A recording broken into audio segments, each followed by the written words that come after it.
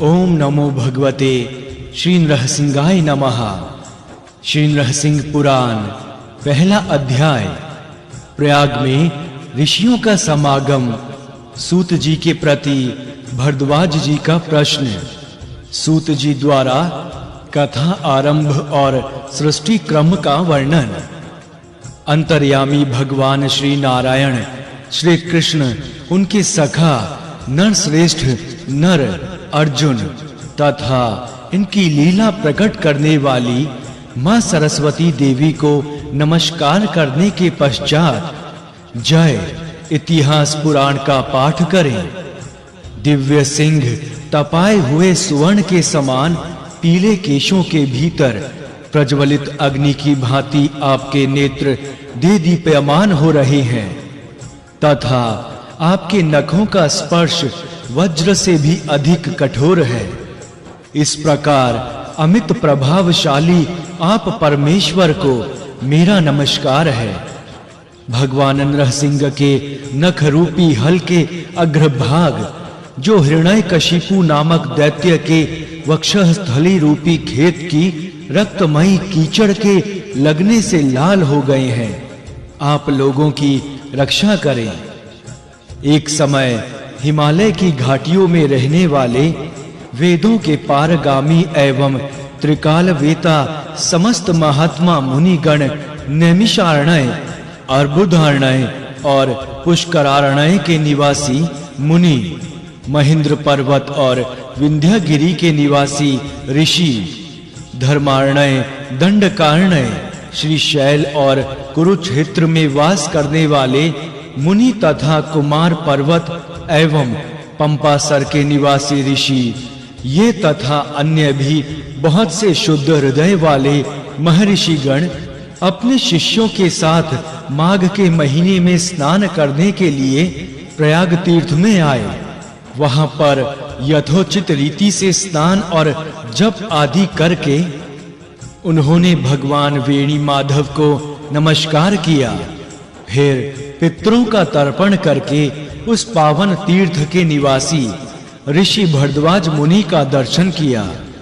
वहां उन ऋषियों ने भरद्वाज जी का भली भांति पूजन किया और स्वयं भी भरद्वाज जी के द्वारा पूजित हुए। तत्पश्चात वे सभी तपोधन भरद्वाज मुनि के दिए हुए वृषि आदि विचित्र आसनों पर विराजमान हुए और परस्पर भगवान श्री कृष्ण से संबंध रखने वाली कथाएं कहने लगे। उन शुद्ध अंतःकरण वाले मुनियों की कथा हो रही थी कि व्यास जी के शिष्य लोमहर्षण जी नामक सूत जी वहां आ पहुंचे। वे अत्यंत तेजस्वी, परम बुद्धिमान और पुराणों के विद्वान थे। सूत जी ने वहां बैठे हुए सभी ऋषियों को यथोचित विधि से प्रणाम किया और स्वयं भी उनके द्वारा सम्मानित हुए। फिर भरद्वाज जी की अनुमति से वे यथा योग्य आसन पर बैठे। इस प्रकार जब वे सुख पूर्वक विराजमान हुए, तब उस समय उन व्यास शिष्य लोमहर्षण जी से भरद्वाज जी ने सभी मुनियों के समक्ष यह प्रश्न किया। भरद्वाज जी बोले, सूत जी, पूर्व काल में शौनक जी के महान यज्ञ में हम सभी लोगों ने आपसे वाराह संहिता सुनी थी। अब हम नरसिंह पुराण की संहिता सुनना चाहते हैं तथा ये ऋषि लोग भी उसे ही सुनने के लिए यहाँ उपस्थित हुए हैं। अतः हे महामुनि सूत जी, आज प्रातः काल इन महात्मा मुनियों के समक्ष हम आपसे ये प्रश्न पूछते हैं। यह चराचर जगत कहां से उत्पन्न हुआ है? कौन इसकी रक्षा करता है? अथवा किसमें इसका लय होता है? महाभाग, इस भूमि का प्रमाण क्या है? तथा हे महामते, भगवान श्री नरसिंह किस कर्म से संतुष्ट होते हैं, यह हमें बताइए। सृष्टि का आरंभ कैसे हुआ? उसका अवसान अंत किस प्रकार होता है? युगों की गणना कैसे होती है और चतुर्युग का स्वरूप क्या है? उन चारों युगों में क्या अंतर होता है? कलयुग में लोगों की क्या अवस्था होती है तथा देवता लोग भगवान श्री नरसिंह की किस प्रकार आराधना करते हैं।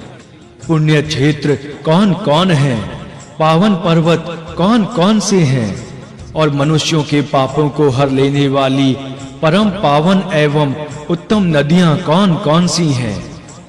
देवताओं की सृष्टि कैसे हुई, मनु मनवंतर एवं विद्याधर आदि की सृष्टि किस प्रकार होती है, कौन-कौन राजा यज्ञ करने वाले हुए हैं और किस-किस ने परम उत्तम सिद्धि प्राप्त की है।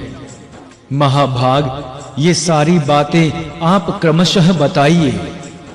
सूत जी बोले, तपोधनो, मैं जिन गुरुदेव व्यास जी के प्रसाद से पुराणों का ज्ञान प्राप्त कर सका हूँ, उनकी भक्ति पूर्वक वंदना करके आप लोगों से श्री नरसिंह पुराण की कथा कहना आरंभ करता हूँ, जो समस्त देवताओं के एकमात्र कारण और वेदों तथा उनके छहों अंगों द्वारा जानने योग्य परम पुरुष भगवान श्री विष्णु के स्वरूप हैं, जो विद्यावान, विमल, बुद्धिदाता, नित्य शांत, विषय कामना शून्य और पाप रहित हैं। उन विशुद्ध तेजोमय महात्मा पराशर नंदन वेद व्यास जी को मैं सदा प्रणाम करता हूँ। उन अमित तेजस्वी भगवान व्यास जी को नमस्कार है, जिनकी कृपा से मैं भगवान वासुदेव की इस कथा को कह सकूंगा। मुनिगण, आप लोगों ने भली भांति विचार करके मुझसे जो महान प्रश्न पूछे हैं, उनका उत्तर भगवान विष्णु की कृपा हुए बिना कौन बतला सकता है। तथापि हे भरद्वाज जी, भगवान श्री नरसिंह की कृपा के बल से ही आपके प्रश्नों के उत्तर में अत्यंत पवित्र श्री नरसिंह पुराण की कथा आरंभ करता हूँ। आप ध्यान से सुने। अपने शिष्यों के साथ जो जो मुनि यहाँ उपस्थित हैं, वे सब लोग भी सावधान होकर सुने। अपने शिष्यों के साथ जो जो मुनि यहाँ उपस्थित हैं, वे सब लोग भी सावधान होकर सुने।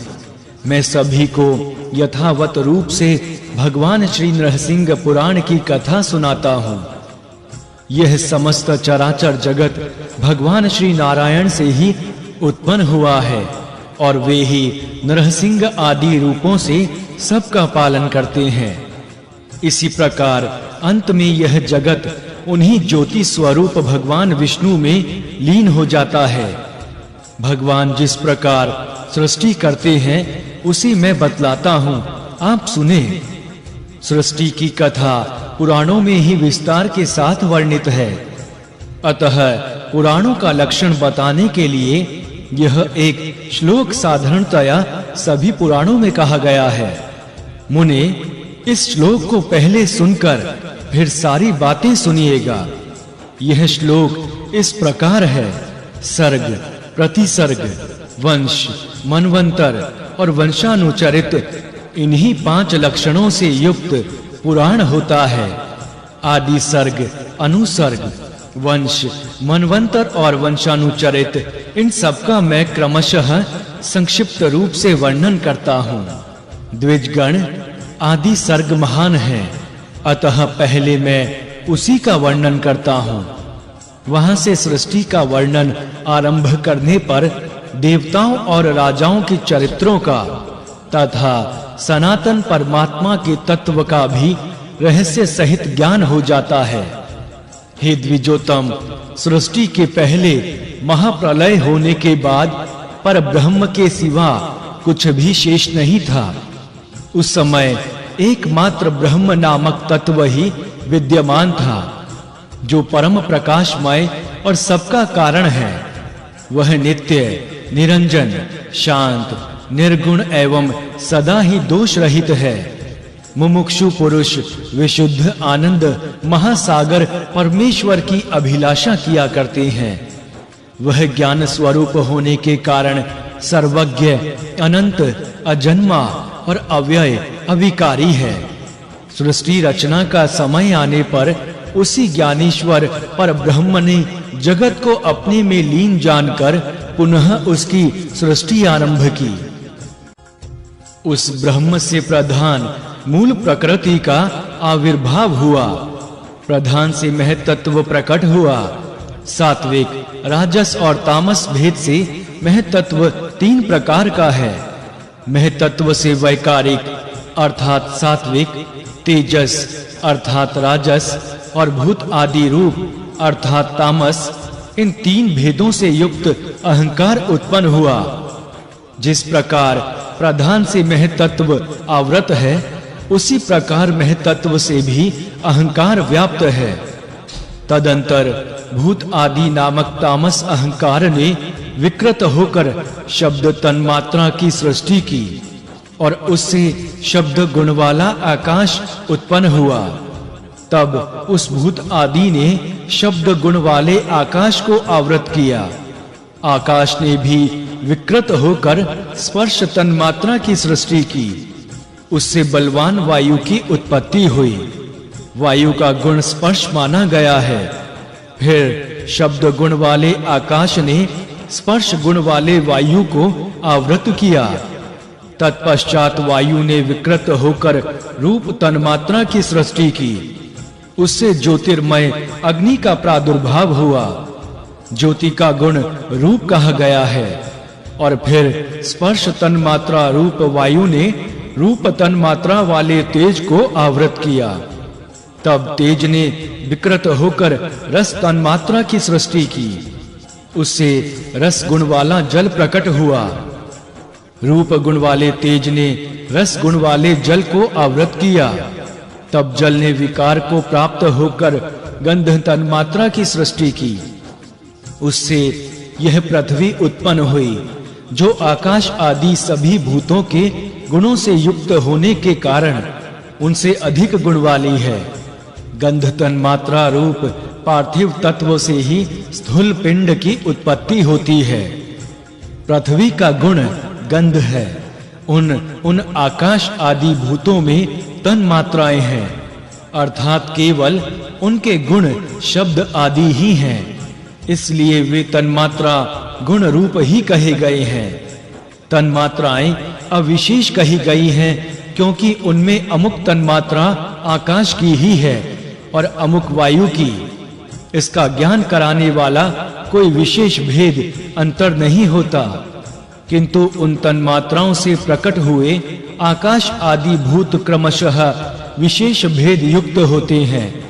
इसलिए उनकी विशेष संज्ञा है। भरद्वाज जी, तामस अहंकार से होने वाली यह पंचभूतों और तन्मात्राओं की सृष्टि मैंने आपसे थोड़ी में कह दी। सृष्टि तत्व पर विचार करने वाले विद्वानों ने इंद्रियों को तेजस अहंकार से उत्पन्न बतलाया है और उनके अभिमानी 10 देवताओं तथा 11वें मन को वैकारिक अहंकार से उत्पन्न कहा है। कुल को पवित्र करने वाले भरद्वाज जी, इन इंद्रियों में 5 ज्ञानेंद्रियां और 5 कर्मेंद्रियां हैं। अब मैं उन संपूर्ण इंद्रियों तथा उनके कर्मों का वर्णन कर रहा हूं। कान, नेत्र, जिह्वा, नाक और 5वीं त्वचा, ये 5 ज्ञानेंद्रियां कही गई हैं, जो शब्द आदि विषयों का ज्ञान कराने के लिए हैं। तथा पायु अर्थात गुदा, उपस्थ अर्थात लिंग, हाथ पांव और वाक इंद्रिय, ये कर्मेंद्रियां कहलाती हैं। विसर्ग, मल त्याग, आनंद, मैथुन जनित सुख, शिल्प, हाथ की कला, गमन और बोलना, ये ही क्रमशः इन कर्मेंद्रियों के 5 कर्म कहे गए हैं। विप्र, आकाश, वायु, तेज, जल और पृथ्वी, ये 5 भूत क्रमशः शब्द, स्पर्श, रूप, रस और गंध, इन गुणों से उत्तरोत्तर युक्त हैं। अर्थात आकाश में एकमात्र शब्द गुण है, वायु में शब्द और स्पर्श 2 गुण हैं, तेज में शब्द, स्पर्श और रूप 3 गुण हैं। इसी प्रकार जल में 4 और पृथ्वी में 5 गुण हैं। ये पंचभूत अलग अलग भिन्न भिन्न प्रकार की शक्तियों से युक्त हैं। अतः परस्पर पूर्णतया मिले बिना ये सृष्टि रचना नहीं कर सके। तब एक ही संघात को उत्पन्न करना जिनका लक्ष्य है, उन महतत्व से लेकर पंचभूत पर्यंत सभी विकारों ने पुरुष से अधिष्ठित होने के कारण परस्पर मिलकर एक दूसरे का आश्रय ले सर्वथा एक रूपता को प्राप्त हो। प्रधान तत्व के अनुग्रह से एक अंड की उत्पत्ति की। वह अंड क्रमशः बड़ा होकर जल के ऊपर बुलबुले के समान स्थित हुआ। हे महाबुद्धे, समस्त भूतों से प्रकट हो जल पर स्थित हुआ। वह महान प्रकृत अंड भगवान ब्रह्मा हिरण्य गर्भ रूप भगवान विष्णु का अत्यंत उत्तम आधार हुआ। उसमें वे अव्यक्त स्वरूप जगदीश्वर भगवान श्री विष्णु स्वयं ही हिरण्य गर्भ रूप से विराजमान हुए।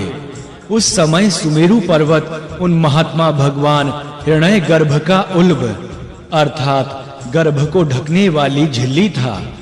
अन्य नए पर्वत जरायुज गर्भाशय थे और समुद्र ही गर्भाशय के जल थे। पर्वत, द्वीप, समुद्र और ग्रह ताराओं सहित समस्त लोक तथा देवता, असुर और मनुष्य आदि प्राणी सभी उस अंड से ही प्रकट हुए हैं। परमेश्वर भगवान विष्णु स्वयं ही रजोगुण से युक्त भगवान ब्रह्मा का स्वरूप धारण कर संसार की सृष्टि में प्रवृत्त होते हैं। जब तक कल्प की सृष्टि रहती है तब तक वे ही भगवान श्री नरसिंह आदि रूप से प्रत्येक रूप में प्रत्येक युग में अपने रचे हुए इस जगत की रक्षा करते हैं और कल्पांत में रुद्र रूप से इसका संहार कर लेते हैं। भगवान अनंत स्वयं ही भगवान ब्रह्मा रूप से संपूर्ण जगत की सृष्टि करते हैं। फिर इसके पालन की इच्छा से रामा आदि अवतार धारण कर इसकी रक्षा करते हैं और अंत में रुद्र रूप होकर समस्त जगत का नाश कर देते हैं।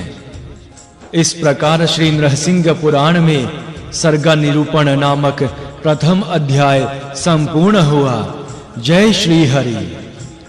दूसरा अध्याय भगवान ब्रह्मा आदि की आयु और काल का स्वरूप। सूत जी कहते हैं, हे भरद्वाज जी, भगवान श्री नरसिंह जिस प्रकार भगवान ब्रह्मा होकर जगत की सृष्टि के कार्य में प्रवृत्त होते हैं उसका मैं आपसे वर्णन करता हूँ, सुनिए। हे विद्वान, श्री नारायण नाम से प्रसिद्ध लोक पितामह भगवान ब्रह्मा नित्य सनातन पुरुष है, तथापि वे उत्पन्न हुए हैं ऐसा उपचार से कहा जाता है। उनके अपने परिमाण से उनकी आयु 100 वर्ष की बताई जाती है। उस 100 वर्ष का नाम पर है, उसका आधा परार्ध कहलाता है। निष्पाप महर्षि, साधु शिरोमणे, मैंने तुमसे भगवान विष्णु के जिस काल स्वरूप का वर्णन किया था उसी के द्वारा उन भगवान ब्रह्मा की तथा दूसरे भी जो पृथ्वी, पर्वत और समुद्र आदि पदार्थ एवं चराचर जीव हैं उनकी आयु का परिमाण नियत किया जाता है। अब मैं आपसे मनुष्यों की काल गणना का ज्ञान बता रहा हूँ, सुनिए। 18 निमेषों की एक काष्ठा कही गई है। 30 काष्ठाओं की एक कला समझनी चाहिए तथा 30 कलाओं का एक मुहूर्त होता है। 30 मुहूर्तों का एक मानव दिन रात माना गया है। उतने ही 30 ही दिन रात मिलाकर एक मास होता है। इसमें 2 पक्ष होते हैं। 6 महीनों का एक अयन होता है। अयन 2 हैं, दक्षिणायन और उत्तरायण। दक्षिणायन देवताओं की रात्रि है और उत्तरायण दिन। 2 अयन मिलकर मनुष्यों का 1 वर्ष कहा गया है। मनुष्यों का 1 मास, पितरों का 1 दिन रात बताया गया है और मनुष्यों का 1 वर्ष वसु आदि देवताओं का 1 दिन रात कहा गया है। देवताओं के 12,000 वर्षों का त्रेता आदि नामक चतुर्युग होता है। उसका विभाग आप लोग मुझसे समझ लें। पुराण तत्ववेताओं ने कृत आदि युगों का परिमाण क्रमशः 4, 3, 2 और 1000 दिव्य वर्ष बतलाया है। ब्रह्मन प्रत्येक युग के पूर्व उतनी ही 100 वर्षों की संध्या कही गई है और युग के पीछे उतने ही परिमाण वाले संध्यांश होते हैं। हे विप्र, संध्या और संध्यांश के बीच का जो काल है उसे सतयुग और त्रेता आदि नामों से प्रसिद्ध युग समझना चाहिए। सतयुग, त्रेता युग, द्वापर युग और कलियुग, ये 4 युग मिलकर चतुर्युग कहलाते हैं। हे द्विज, 1000 चतुर्युग मिलकर भगवान ब्रह्मा का एक दिन होता है। ब्रह्मन, भगवान ब्रह्मा के एक दिन में 14 मनु होते हैं। उनका कालकृत परिमाण सुनिए। सप्तऋषि इंद्र, मनु और मनुपुत्र ये पूर्व कल्पानुसार एक ही समय उत्पन्न किए जाते हैं तथा इनका संहार भी एक ही साथ होता है। ब्रह्मन 71 चतुर्युग से कुछ अधिक काल एक मनवंतर कहलाता है। यही मनु तथा इंद्र आदि देवों का काल है। इस प्रकार दिव्य वर्ष गणना के अनुसार यह मनवंतर 8,52,000 वर्षों का समय कहा गया है। हे महामुने द्विजवर, मानवीय वर्ष गणना के अनुसार पूरे 30,67,20,000 वर्षों का काल एक मनवंतर का परिमाण है, इससे अधिक नहीं। इस काल का 14 गुणा भगवान ब्रह्मा का एक दिन होता है। भगवान ब्रह्मा जी ने विश्व सृष्टि के आदि काल में प्रसन्न मन से देवताओं तथा पितरों की सृष्टि करके गंधर्व, राक्षस, यक्ष, पिशाच, गुहक, ऋषि, विद्याधर, मनुष्य, पशु, पक्षी, स्थावर, वृक्ष, पर्वत आदि, पिपीलिका, चींटी और सांपों की रचना की है। फिर चारों वर्णों की सृष्टि करके वे उन्हें यज्ञ कर्म में नियुक्त करते हैं।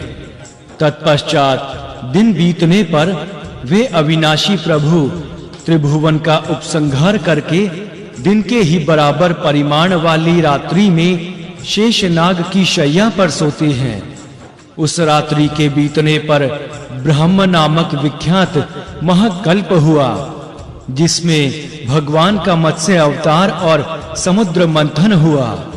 इस ब्रह्म कल्प के ही समान तीसरा वाराह कल्प हुआ, जिसमें कि मां भगवती वसुंधरा पृथ्वी का उद्धार करने के लिए साक्षात भगवान विष्णु ने प्रसन्नता पूर्वक वाराह रूप धारण किया। उस समय महर्षि गण उनकी स्तुति करते थे। स्थलचर और आकाशचारी जीवों के द्वारा जिनकी इयता को जान लेना नितांत असंभव है, वे आदि देव भगवान विष्णु समस्त प्रजाओं की सृष्टि करके नैमित्तिक प्रलय में सबका संहार करके शयन करते हैं। इस प्रकार श्री नरसिंह पुराण में सृष्टि रचना विषयक दूसरा अध्याय संपूर्ण हुआ। जय श्री हरि। तीसरा अध्याय भगवान ब्रह्मा जी द्वारा लोक रचना और 9 प्रकार की सृष्टियों का निरूपण। सूत जी बोले, हे महाभाग, नैमित्तिक प्रलय काल में सोए हुए भगवान नारायण की नाभि में एक महान कमल उत्पन्न हुआ। उसी से वेद वेदांगों के पारगामी भगवान ब्रह्मा जी का प्रादुर्भाव हुआ। तब उनसे भगवान नारायण ने कहा, हे महामते, तुम प्रजा की सृष्टि करो। और यह कहकर वे अंतर्ध्यान हो गए। उन भगवान विष्णु से तथा अस्तु कहकर भगवान ब्रह्मा जी सोचने लगे, क्या जगत की सृष्टि का कोई बीज है? परंतु बहुत सोचने पर भी उन्हें किसी बीज का पता ना लगा। तब महात्मा भगवान ब्रह्मा जी को महान रोष हुआ। रोष होते ही उनकी गोद में एक बालक प्रकट हो गया, जो उनके रोष से ही प्रादुर्भूत हुआ था। उस बालक को रोते देख स्थूल शरीरधारी भगवान ब्रह्मा जी ने उसे रोने से मना किया। फिर उसके यह कहने पर कि मेरा नाम रख दीजिए, उन्होंने उसका रुद्र नाम रख दिया। इसके बाद भगवान ब्रह्मा जी ने उससे कहा कि तुम इस लोक की सृष्टि करो। यह कहने पर उस कार्य में असमर्थ होने के कारण वह सादर तपस्या के लिए जल में निमग्न हो गया। उसके जल में निमग्न हो जाने पर भूतनाथ प्रजापति भगवान ब्रह्मा जी ने फिर अपने दाहिने अंगूठे से दक्ष नामक एक दूसरे पुत्र को उत्पन्न किया। तत्पश्चात बाएं अंगूठे से उसकी पत्नी प्रकट हुई। प्रभु दक्ष ने उस स्त्री से स्वयंभुव मनु को जन्म दिया। तब भगवान ब्रह्मा जी ने उसी मनु से प्रजाओं की सृष्टि बढ़ाई। मुनिवर वसुधा की सृष्टि करने वाले उस विधाता की सृष्टि रचना का यह क्रम मैंने आपसे वर्णन किया। अब आप और क्या सुनना चाहते हैं? भरद्वाज जी बोले, लोमहर्षण जी, आपने यह सब वृतांत मुझसे पहले संक्षेप से कहा है। हे महामते, अब आप विस्तार के साथ आदि सर्ग का वर्णन कीजिए। सूत जी बोले, पिछले कल्प का अंत होने पर रात्रि में सोकर उठने के बाद सत्व गुण के उद्रेक से युक्त श्री नारायण स्वरूप भगवान ब्रह्मा जी ने उस समय संपूर्ण लोक को शून्यमय देखा। वे ब्रह्म स्वरूपी भगवान नारायण सबसे परे हैं, अचिंत्य हैं, पूर्वजों के भी पूर्वज हैं, अनादि हैं और सबकी उत्पत्ति के कारण हैं। इस जगत की उत्पत्ति के कारणभूत उन ब्रह्म स्वरूप नारायण देव के विषय में पुराण वेता विद्वान यह श्लोक कहते हैं, जल भगवान नर पुरुषोत्तम से उत्पन्न है, इसलिए नार कहलाता है। नार अर्थात जल ही उनका प्रथम अयन आदि शयन स्थान है, इसलिए वे भगवान नारायण कहे जाते हैं। इस प्रकार कल्प के आदि में पूर्ववत सृष्टि का चिंतन करते समय भगवान ब्रह्मा जी के बिना जाने ही असावधानता हो जाने के कारण तमोगुणी सृष्टि का प्रादुर्भाव हुआ। उस समय उन महात्मा से तम, अज्ञान, मोह, महामोह, भुगेच्छा, तामिस्त्र, क्रोध और अंधतामिस्त्र, अभिनिवेश नामक पंचपर्वा 5 प्रकार की अविद्या उत्पन्न हुई।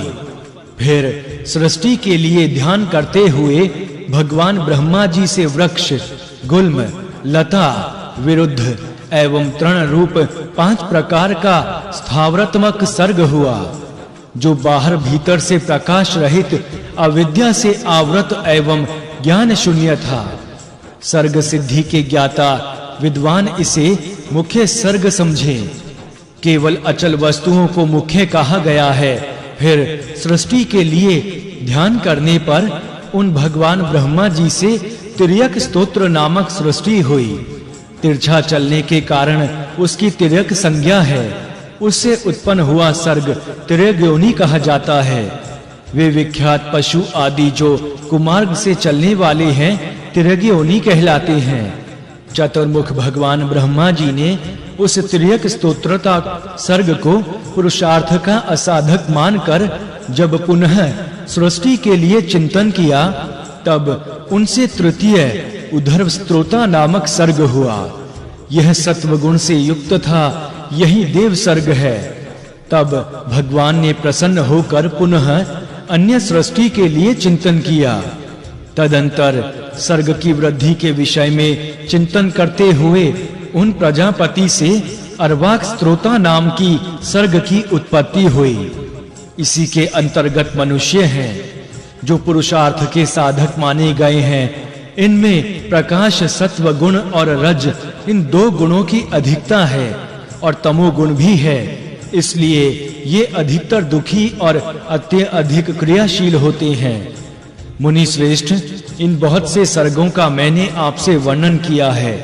इनमें महत्त्व को पहला सर्ग कहा गया है, दूसरा सर्ग तन्मात्राओं का है, तीसरा वैकारिक सर्ग है जो इंद्रिय संबंधी कहलाता है, चौथा मुख्य सर्ग है।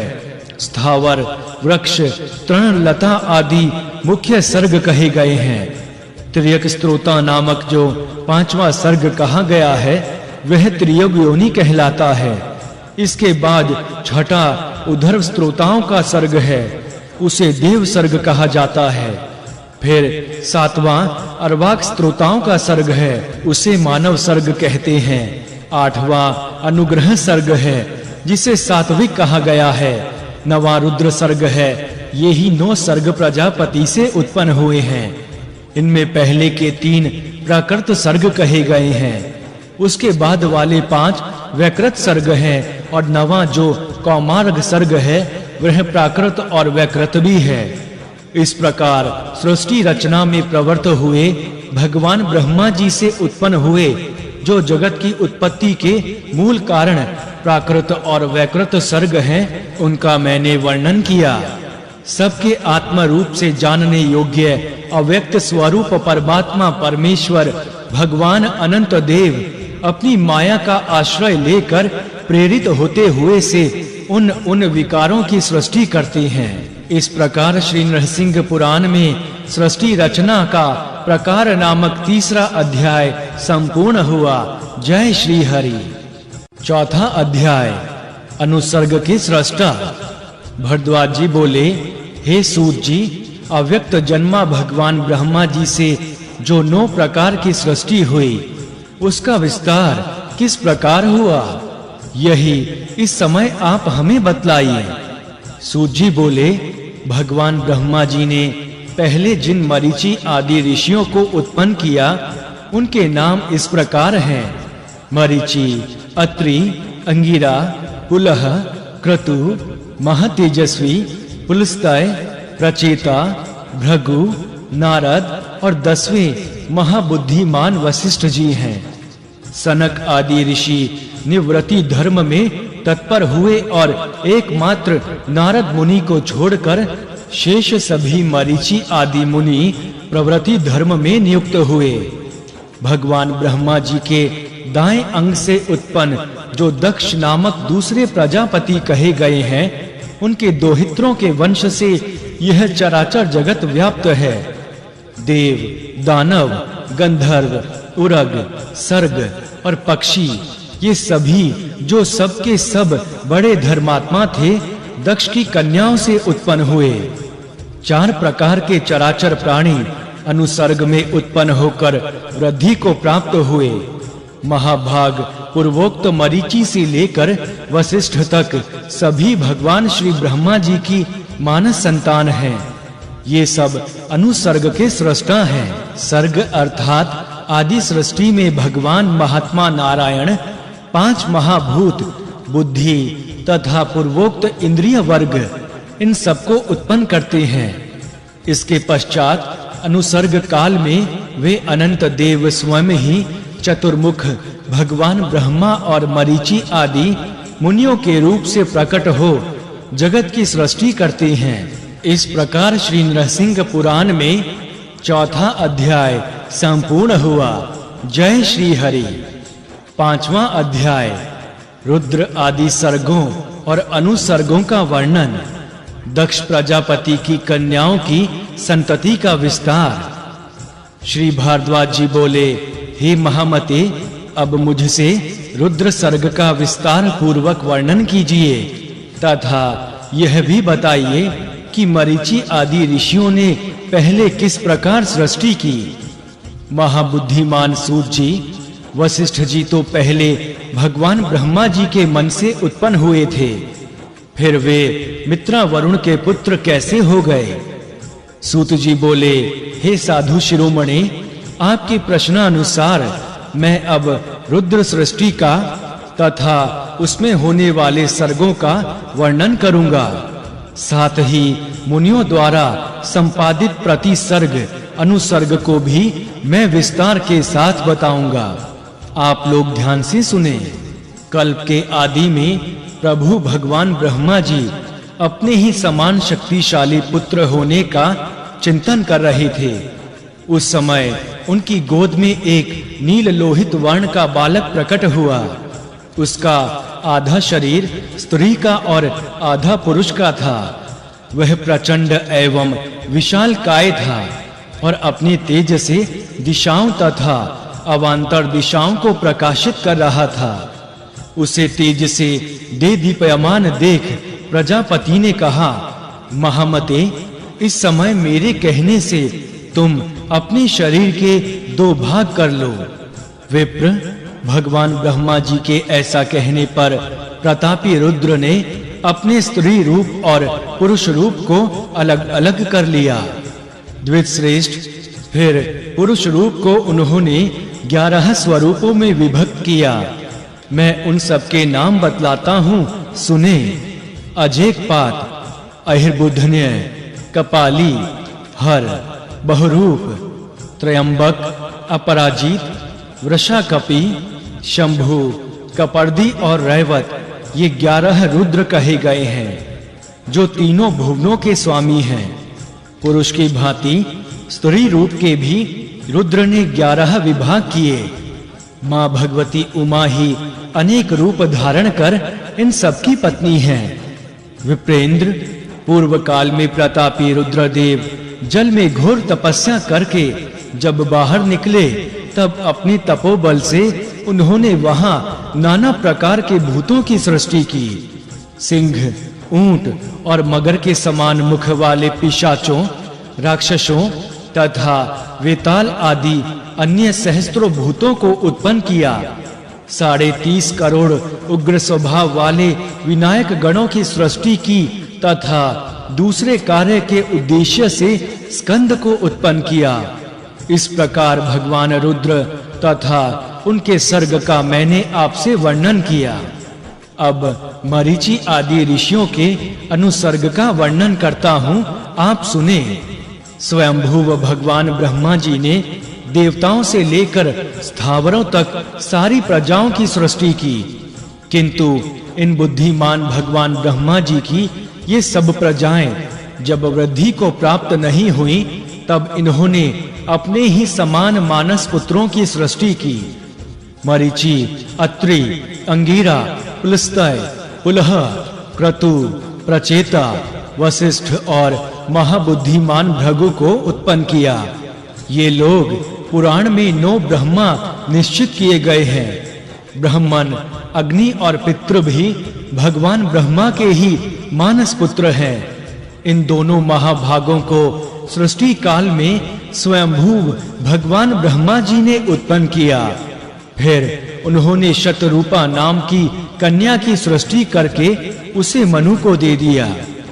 उन स्वयंभुव मनु से देवी शतरूपा ने प्रियव्रत और उतानपाद नामक 2 पुत्र उत्पन्न किए और प्रसूति नाम वाली एक कन्या को जन्म दिया।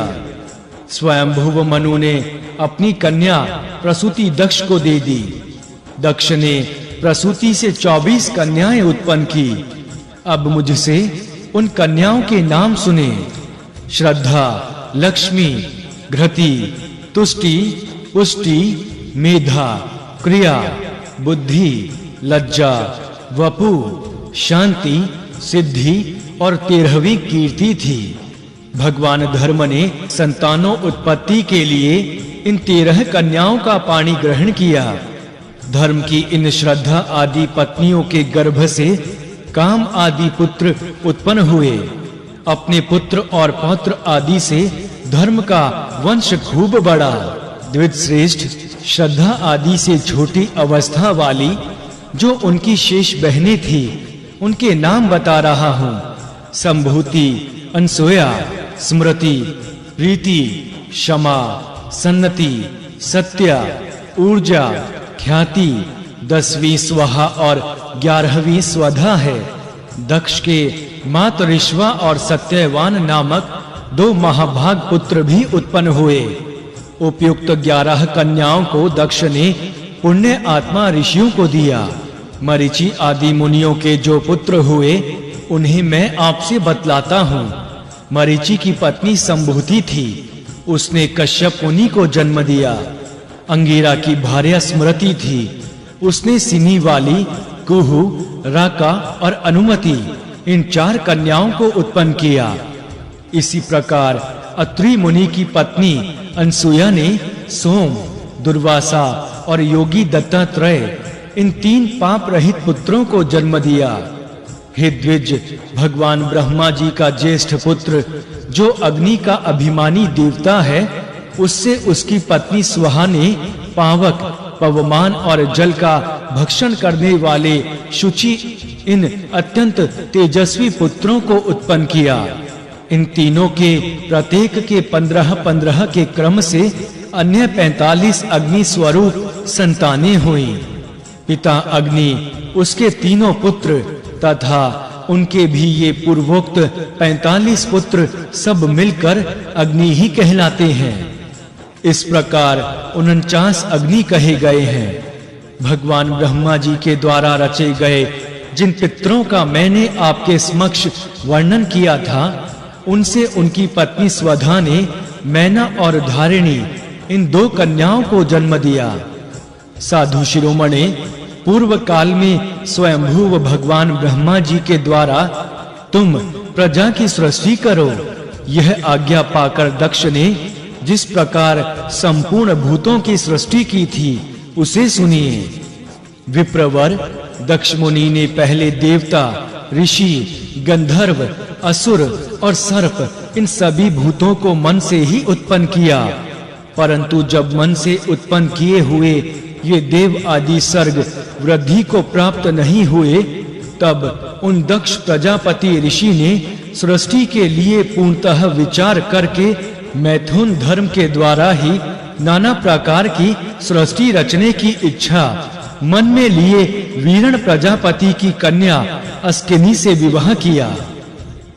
हमने सुना है कि दक्ष प्रजापति ने वीरण कन्या अस्किनी के गर्भ से 60 कन्याएं उत्पन्न की। उनमें से 10 कन्याएं उन्होंने धर्म को और 13 कश्यप मुनि को ब्याह दी। फिर 27 कन्याएं चंद्रमा को, 4 अरिष्टनेमि को, 2 बहुपुत्र को, 2 अंगिरा जी को और 2 कन्याएं विद्वान कृशाश्व को समर्पित कर दी। अब इन सबकी संतानों का वर्णन सुनिए। जो विश्वा नाम की कन्या थी, उसने विश्वे देवों को और साध्या ने साध्यों को जन्म दिया। मरुतवती के मरुतवान वायु, वसु के वसुगण, भानु के भानु देवता और मुहूर्ता के मुहूर्ताभिमानी देवगण हुए। लंबा से घोष नामक पुत्र हुआ। जमी से नागवीथी नाम वाली कन्या हुई और अरुंधति से पृथ्वी के समस्त प्राणी उत्पन्न हुए। महाबुद्धे संकल्पा नामक कन्या से संकल्प का जन्म हुआ। अनेक प्रकार के वसु, तेज अथवा धन हीन जिनके प्राण हैं, ऐसे जो 8 ज्योतिर्मय वसु देवता कहे गए हैं, उनके नाम सुनिए। आप ध्रुव, सोम, धर्म, अनिल, अनल, प्रत्युष और प्रभास ये 8 वसु कहलाते हैं। इनके पुत्रों और पौत्रों की संख्या सैकड़ों और हजारों तक पहुंच गई है।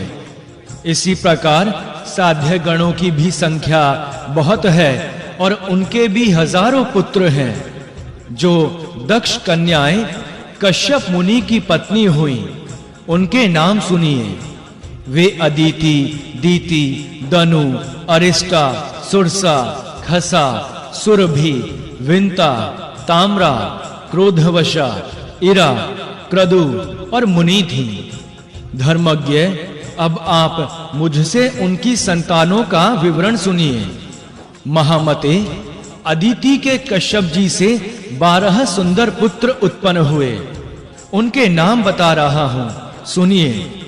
महामते, भग, अंशु, अर्यमा, मित्र, वरुण, सविता, धाता, विवस्वान, त्वष्टा, पूषा, इंद्र और 12वें विष्णु कहे जाते हैं। दीति के कश्यप जी से 2 पुत्र हुए थे, ऐसा हमने सुना है। पहला महाकाय हिरण्याक्ष हुआ, जिसे भगवान वाराह ने मारा, और दूसरा हिरण्यकशिपु हुआ, जो भगवान श्री नरसिंह जी के द्वारा मारा गया। इनके अतिरिक्त अन्य भी बहुत से दैत्य दीति जी से उत्पन्न हुए। दनु के पुत्र दानव हुए और अरिष्टा के कश्यप जी से गंधर्व गण उत्पन्न हुए। सुरसा से अनेक विद्याधर गण हुए और सुरभि से कश्यप मुनि ने गौओं को जन्म दिया। विंता के गरुड़ और अरुण नामक दो विख्यात पुत्र हुए। गरुड़ जी प्रेमवश अमित तेजस्वी देव भगवान श्री हरि विष्णु के वाहन हो गए और अरुण भगवान सूर्य के सारथी बने। ताम्रा के कश्यप जी से 6 पुत्र हुए। उन्हें आप मुझसे सुनिए। घोड़ा, ऊंट, गदहा, हाथी, गवय और मृग, पृथ्वी पर जितने दुष्ट जीव हैं वे क्रोधा से उत्पन्न हुए हैं। ईरा ने वृक्ष, लता, वल्ली और सन जाति के तृण वर्ग को जन्म दिया। खसा ने यक्ष और राक्षसों तथा मुनि ने अप्सराओं को प्रकट किया। क्रदु के पुत्र प्रचंड विष वाले दंदशुक नामक महासर्प हुए। विप्रवर चंद्रमा की सुंदर व्रत वाली जिन 27 स्त्रियों की चर्चा की गई है उनसे बुद्ध आदि महान पराक्रमी पुत्र उत्पन्न हुए। अरिष्टनेमि की स्त्रियों के गर्भ से 16 संतानें उत्पन्न हुईं। विद्वान बहुपुत्र की संतानें कपिला, अतिलोहिता, पीता और सीता, इन 4 वर्णों वाली 4 बिजलियां कही जाती हैं। प्रत्यंगिरा के पुत्रगण ऋषियों द्वारा सम्मानित उत्तम ऋषि हुए। देव ऋषि कृशाश्व के पुत्र देव ऋषि ही हुए। ये 1000 युग अर्थात एक कल्प के बीतने पर पुनः पुनः उत्पन्न रहते हैं। इस प्रकार कश्यप जी के वंश में उत्पन्न हुए चर अचर प्राणियों का वर्णन किया गया है। विप्रवर धर्म पूर्वक पालन कर्म में लगे हुए भगवान श्री नरसिंह की इन विभूतियों का यहां मैंने आपके समक्ष वर्णन किया है। साथ ही दक्ष कन्याओं की वंश परंपरा भी बतलाई है। जो श्रद्धा पूर्वक इन सब का स्मरण करता है वह सुंदर संतान से युक्त होता है। ब्रह्मन सृष्टि विस्तार के लिए भगवान ब्रह्मा तथा अन्य प्रजापतियों द्वारा जो सर्ग और अनुसर्ग संपादित हुए उन सबको मैंने संक्षेप से आपको बता दिया। जो द्विजाति मानव भगवान श्री विष्णु में मन लगाकर इन प्रसंगों को सदा पढ़ेंगे वे निर्मल हो जाएंगे। इस प्रकार श्री नरसिंह पुराण के सृष्टि वर्णन में 5वां अध्याय संपूर्ण हुआ। जय श्री हरि। 6ठा अध्याय ऋषि अगस्त्य तथा ऋषि वशिष्ठ जी के मित्रा वरुण के पुत्र रूप में उत्पन्न होने का प्रसंग। श्री सूत जी बोले, ब्रह्मन परमात्मा भगवान श्री हरि विष्णु से जिस प्रकार देव, दानव और यक्ष आदि उत्पन्न हुए वह जगत की सृष्टि का वृतांत मैंने आपसे कह दिया। अब ऋषियों के निकट जिस उद्देश्य को लेकर पहले आपने मुझसे प्रश्न किया था कि वशिष्ठ जी मित्रा वरुण के पुत्र कैसे हो गए, उसी पुरातन पवित्र कथा को कहूंगा। भरद्वाज जी, आप एकाग्र चित्त हो विशेष सावधानी के साथ उसे सुनिए। संपूर्ण धर्म और अर्थों के तत्व को जानने वाले समस्त वेद वेताओं में श्रेष्ठ तथा समग्र विद्याओं के पारदर्शी दक्ष नामक प्रजापति जी ने अपनी 13 सुंदर कन्याओं को, जो सभी कमल के समान नेत्रों वाली और समस्त शुभ लक्षणों से संपन्न थी, कश्यप जी मुनि को दिया था। उनके नाम बतलाता हूं, आप लोग इस समय मुझसे उनके नाम जान लें। अदिति, दीति, दनु, काला, मुहूर्ता, सिंहिका, मुनि, ईरा, क्रोधा, सुरभि, विंता, सुरसा, खसा, क्रदु और शर्मा, जो देवताओं की सेविका कही गई हैं, ये सभी दक्ष प्रजापति की कन्याएं हैं। इनको दक्ष जी ने कश्यप जी को समर्पित किया था। विप्रवर अदिति नाम की जो कन्या थी वही इन सब में श्रेष्ठ और बड़ी थी। अदिति ने 12 पुत्रों को उत्पन्न किया जो अग्नि के समान कांतिमान एवं तेजस्वी थे। उन सबके नाम बतला रहा हूं, आप मुझसे उन्हें सुने। उन्हीं के द्वारा सर्वदा क्रमशः दिन और रात होते रहते हैं। भृगु, अंशु, अर्यमा, मित्र, वरुण, सविता, धाता, विवस्वान, त्वष्टा, पूषा, इंद्र और 12वें विष्णु हैं। ये 12 आदित्य तपते और वर्षा करते हैं।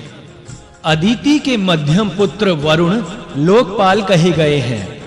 इनकी स्थिति वरुण दिशा पश्चिम में बतलाई जाती है। ये पश्चिम दिशा में पश्चिम समुद्र के तट पर सुशोभित होते हैं। वहां एक सुंदर सुवर्णमय पर्वत है, उसके शिखर सब रत्नमय हैं। उन पर नाना प्रकार की धातुएं और झरने हैं। इनसे युक्त और नाना प्रकार के रत्नों से परिपूर्ण वह सुंदर पर्वत बड़ी शोभा पाता है। उसमें बड़े-बड़े दर्रे और गुफाएं हैं, जहां बाघ और सिंह दहाड़ते रहते हैं। वहां के अनेक एकांत स्थलों पर सिद्ध और गंधर्व वास करते हैं। जब भगवान सूर्य वहां पहुंचते हैं तब समस्त संसार अंधकार से पूर्ण हो जाता है। उसी पर्वत के शिखर पर भगवान विश्वकर्मा की बनाई हुई एक विश्वावती नाम की शोभनपुरी है, जो बड़ी दिव्य तथा सुवर्ण से बनी हुई है और उसमें मणियों के खंभे लगे हैं। इस प्रकार वह पुरी रमणीय एवं संपूर्ण भोग साधनों से संपन्न है। उसी में अपने तेज से प्रकाशित होते हुए वरुण नामक आदित्य ब्रह्मा जी की प्रेरणा से इन संपूर्ण लोकों का पालन करते हैं। वहां उनकी सेवा में गंधर्व और अप्सराएं रहा करती हैं। एक दिन वरुण अपने अंगों में दिव्य चंदन का अनुलेप लगाए दिव्य आभूषणों से विभूषित हो मित्र के साथ वन को गए। ब्रह्म ऋषि गण सदा जिसका सेवन करते हैं, जो नाना प्रकार के फल और फूलों से युक्त तथा अनेक तीर्थों से व्याप्त हैं, जहां उद्धर्वरेता मुनियों के आश्रम दृष्टि गोचर होते हैं, तथा जो प्रचुर फल फूल और जल से पूर्ण है, उस सुंदर सुरमय कुरुक्षेत्र तीर्थ में पहुंचकर वे दोनों देवता चीर और कृष्ण मर्ग चर्म धारण करके तपस्या करने लगे। वहां पर वन के एक भाग में निर्मल जल से भरा हुआ एक सुंदर सरोवर है, जो बहुत सी झाड़ियों और बेलों से आवृत है। अनेक पक्षी उसका सेवन करते हैं। वह भांति-भांति के वृक्ष समूह से आच्छन्न और कमलों से सुशोभित है। उस सरोवर की पौंड्रिक नाम से प्रसिद्धि है। उसमें बहुत सी मछलियां और कछुए निवास करते हैं। तप आरंभ करने के पश्चात वे दोनों भाई मित्र और वरुण देवता एक दिन वन में विचरण करते और स्वेच्छा अनुसार घूमते हुए उस सरोवर की ओर गए। वहां उन दोनों ने उस समय श्रेष्ठ एवं सुंदरी अप्सरा उर्वशी को देखा, जो अपनी अन्य सहेलियों के साथ स्नान कर रही थीं। वह सुमुखी अप्सरा उस निर्जन वन में विश्वस्त होकर हंसती और गाती थी। उसका वर्ण गोरा था। कमल के भीतरी भाग के समान उसकी कांति थी। उसकी अलकें काली-काली और चिकनी थीं। आंखें कमल दल के समान बड़ी-बड़ी थीं। होठ लाल थे। उसका भाषण बहुत ही मधुर था। उसके दांत शंख, कुंद और चंद्रमा के समान श्वेत परस्पर मिले हुए और बराबर थे। उस मनस्वनी की बोहें नासिका, मुख और ललाट सभी सुंदर थे। कटी भाग सिंह के कटी प्रदेश की भांति पतला था। उरोज, उरु और जघन ये मोटे और काले थे। वह मधुर भाषण करने में चतुर थी। उसका मध्य भाग सुंदर और मुस्कान मनोहर थी। दोनों हाथ लाल कमल के समान सुंदर एवं कोमल थे। शरीर पतला और पैर सुंदर थे। वह बाला बड़ी ही विनीता थी। उसका मुख पूर्ण चंद्र के समान आह्लादजनक और गति मत गजराज के समान मंद थी। उर्वशी के उस दिव्य रूप को देखकर वे दोनों देवता विस्मय में पड़ गए और उसके लास्य, नृत्य, हास्य, ललित भाव मिश्रित मंद मुस्कान और मधुर सुरीले गान से तथा शीतल मंद सुगंधित मलयानील के स्पर्श से एवं मतवाले भौरों के संगीत और कोकिलों के कलरव से उन दोनों का मन और भी मुग्ध हो गया। साथ ही उर्वशी की तिरछी चितवन के शिकार होकर वे दोनों ही वहां स्खलित हो गए। उनके वीर्य का पतन हो गया। मुनि सतम, इसके बाद नीमी के शापवश वशिष्ठ जी का जीवात्मा अपने शरीर से पृथक होकर मित्रा वरुण के वीर्य में आविष्ट हुआ। वशिष्ठ जी, तुम मित्रा वरुण के पुत्र होगे, इस प्रकार विश्व देवों ने नीमी के शुक्र में आकर कहा था तथा भगवान ब्रह्मा जी का भी यही कथन था। अतएव मित्रा वरुण के 3 स्थानों पर गिरे हुए वीर्य में से जो भाग कमल पर गिरा था उसी से वशिष्ठ जी हुए। उन दोनों देवताओं का वीर्य 3 भागों में विभक्त होकर कमल, जल और स्थल पर घड़े में गिरा। कमल पर गिरे हुए वीर्य से मुनिवर वशिष्ठ जी उत्पन्न हुए। स्थल पर गिरे हुए रेत से अगस्त्य और जल में गिरे हुए शुक्र से अत्यंत कांतिमान मत्स्य की उत्पत्ति हुई। इस तरह उस कमल पर बुद्धिमान वशिष्ठ जी कुंभ में अगस्त्य और जल में मत्स्य का आविर्भाव हुआ, क्योंकि मित्रा वरुण का वीर्य तीनों स्थानों पर बराबर गिरा था। इसी समय उर्वशी स्वर्गलोक में चली गईं। वशिष्ठ जी और अगस्त्य जी इन दोनों ऋषियों को साथ लेकर वे दोनों देवता पुनः अपने आश्रम में लौट आए और पुनः उन दोनों ने अत्यंत उग्र तप आरंभ किया।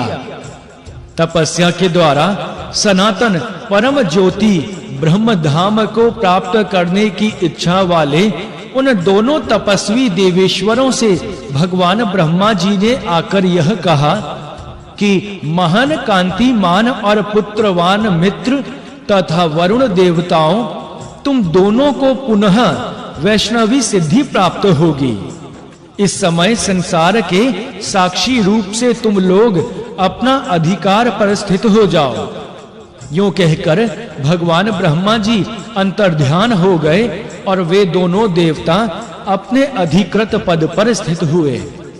ब्राह्मण, इस प्रकार महात्मा वशिष्ठ जी और बुद्धिमान अगस्त्य जी जिस प्रकार मित्रा वरुण के पुत्र हुए थे वह सब प्रसंग मैंने आपसे कह दिया।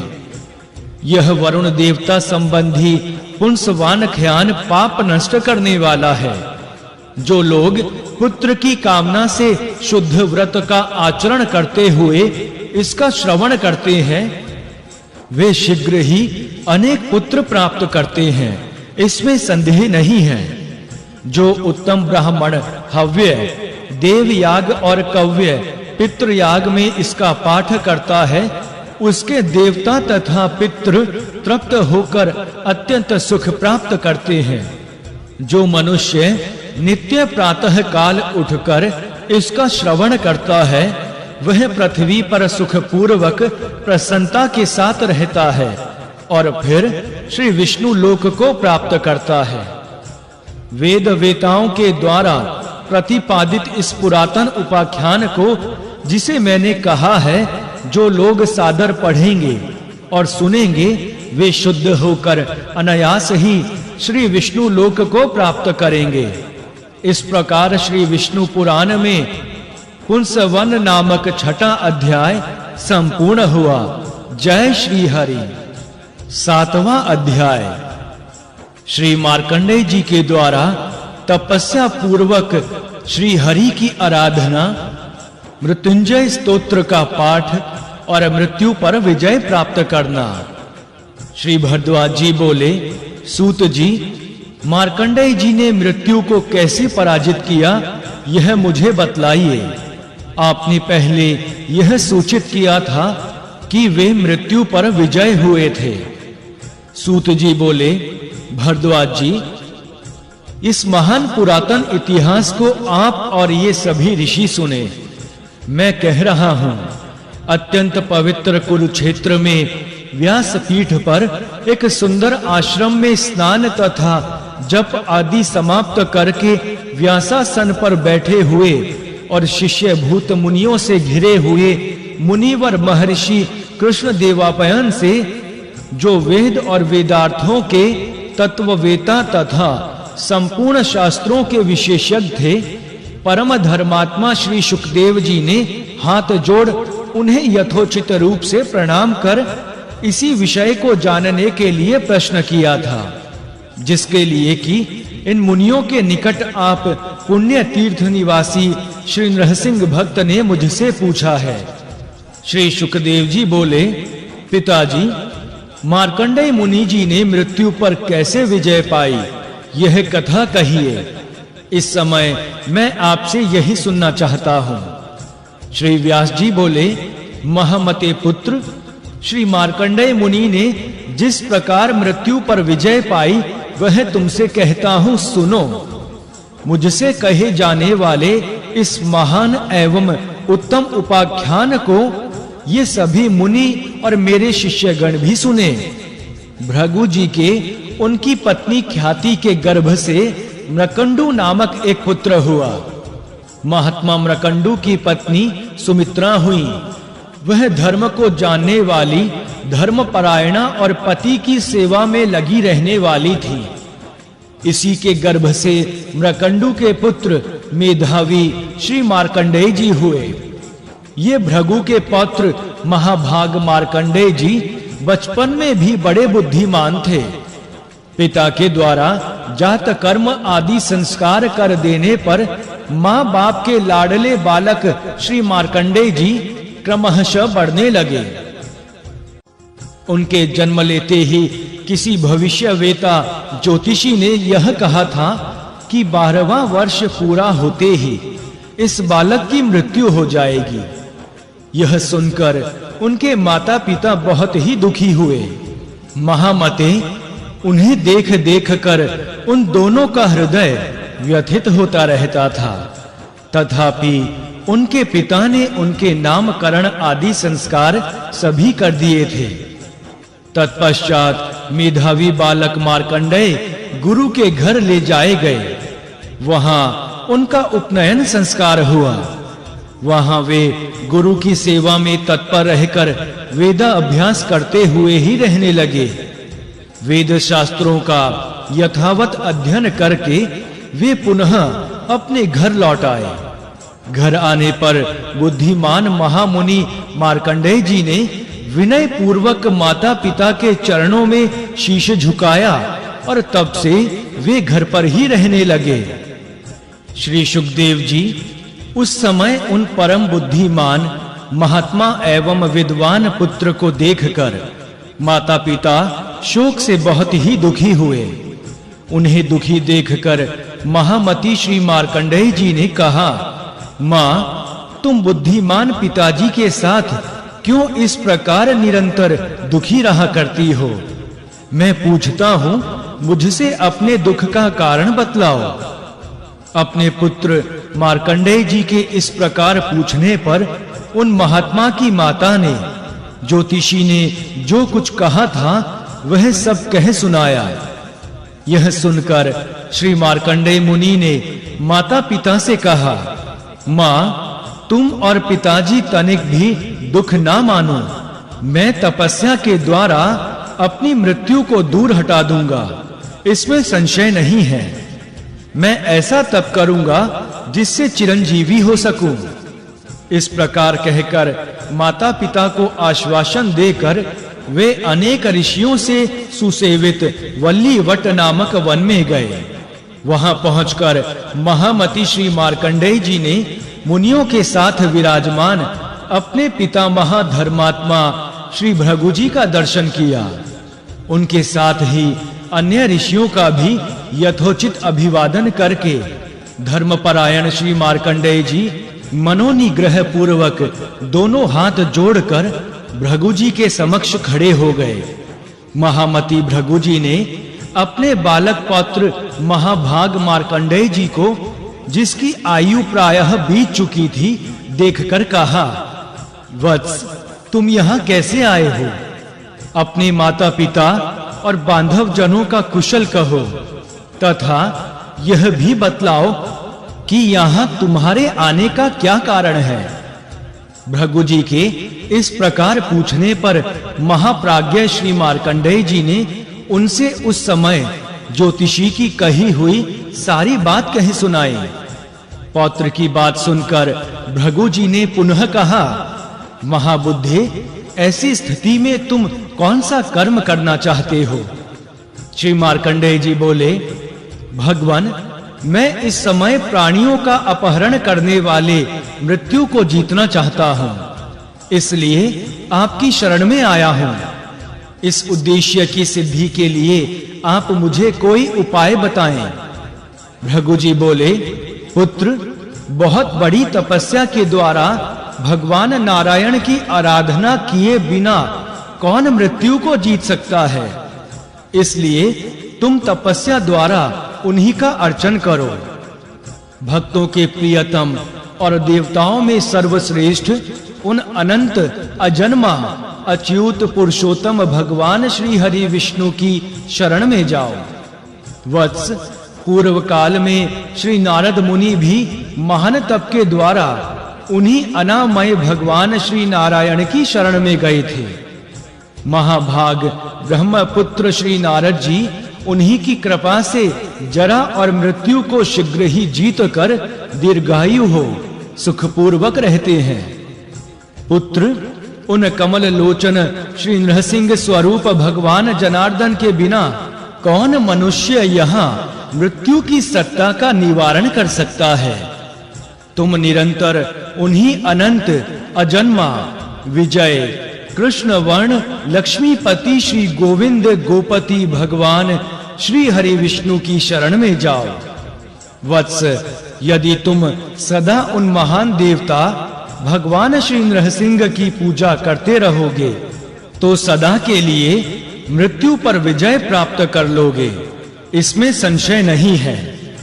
श्री व्यास जी बोले, पितामह भृगु जी के इस प्रकार कहने पर महान तेजस्वी श्री मार्कंडेय जी ने उनसे विनय पूर्वक कहा।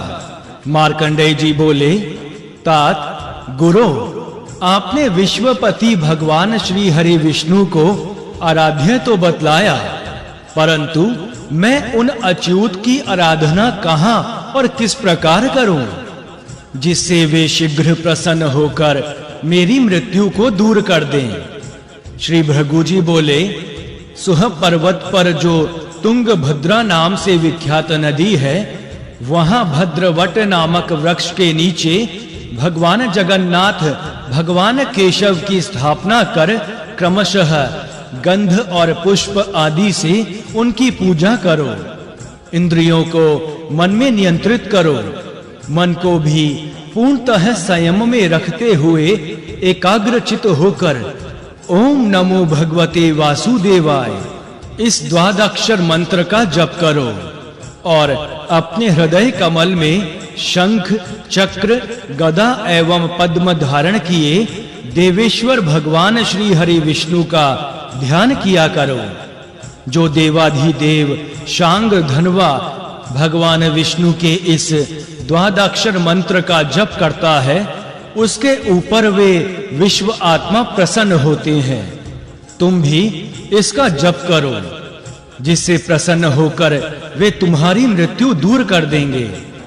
व्यास जी कहते हैं, वत्स, भृगु जी के इस प्रकार कहने पर उन्हें प्रणाम करके श्री मार्कंडेय जी सुहद पर्वत की शाखा से निकली हुई तुंगभद्रा के उत्तम तट पर विविध प्रकार के वृक्ष और लताओं से भरे हुए नाना भांति के पुष्पों से सुशोभित गुल्म, लता और वेणुओं से व्याप्त तथा अनेक मुनि जनों से पूर्ण तपोवन में गए।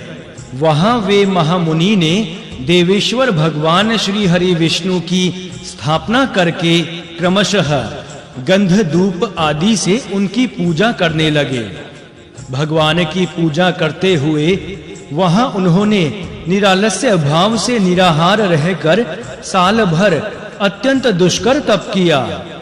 माता का बतलाया हुआ समय निकट आने पर उस दिन महामती मार्कंडेय जी ने वहां स्नान करके पूर्वोक्त विधि से भगवान विष्णु की पूजा की और स्वस्तिका आसन बांध इंद्रिय समूह को मन में संयत कर विशुद्ध अंतःकरण से युक्त हो प्राणायाम किया।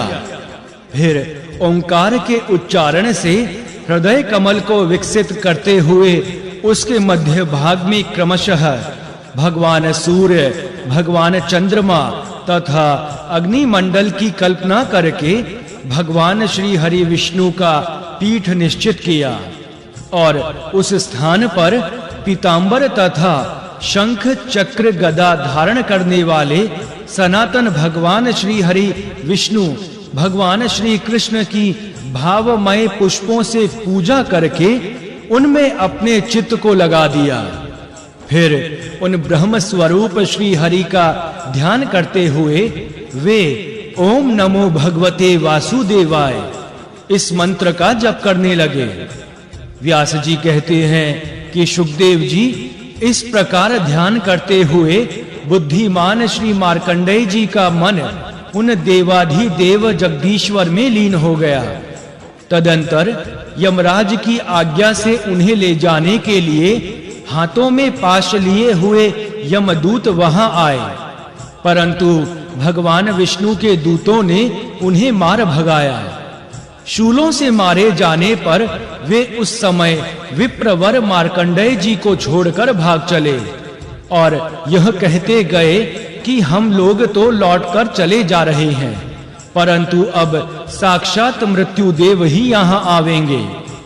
श्री विष्णु दूत बोले, जहां हमारे स्वामी जगदीश्वर शांग धनवा भगवान विष्णु का नाम जपा जाता हो, वहां उनकी क्या बिसात है। ग्रसने वालों में श्रेष्ठ काल, मृत्यु अथवा यमराज कौन होते हैं। व्यास जी कहते हैं, यमदूतों के लौटने के बाद साक्षात मृत्यु ने ही वहां आकर उन्हें यमलोक चलने को कहा, परंतु श्री भगवान विष्णु के दूतों के डर से वे महात्मा मार्कंडेय जी के आसपास ही घूमते रह गए, उन्हें स्पर्श करने का साहस ना कर सके। इधर श्री विष्णु दूत भी शीघ्र ही लोहे के मूसल उठाकर खड़े हो गए।